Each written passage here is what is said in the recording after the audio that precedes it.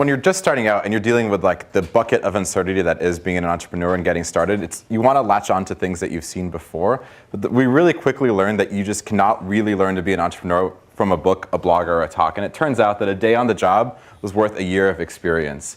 And what happens is the collection of experiences and knowledge you can get from those sources is super important, and I'm not like dismissing them entirely as something that you should get to or just ignore. But that first day when you're starting to make those decisions where the data isn't really there, and there hasn't been a blog post posted to Hacker News that was like, deciding what to do on the first day of your startup, or making this really tough decision. It turns out a lot of it is very specific to your situation, and all you can really learn to do beforehand is try to deal with that uncertainty. So making snap decisions or quick decisions in the face of a lot of uncertainty.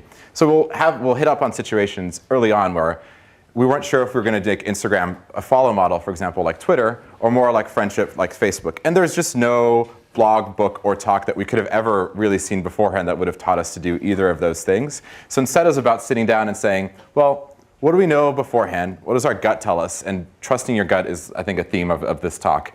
And so developing a better gut is the work you can invest in beforehand. And then saying, all right, let's invest in this. Let's stay the course for a while and really like see it through, rather than wavering for months at a time, being like, why don't we build both and like we'll switch off and maybe have like a little like, maybe make it a preference, like worst mistake ever, right? Is to like, give up on making that decision and instead making it a preference. And so on and so forth, where you're having these micro decisions that in the end sum up to what becomes your product, basically.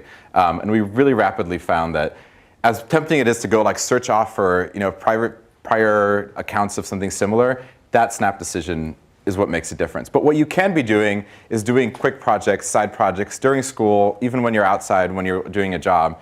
And most of what we learned and applied into our startup were things that we were doing on the weekends, which, depending on the company, is either something encouraged or discouraged. But usually if you're excited enough about something, you will find the time to work in it.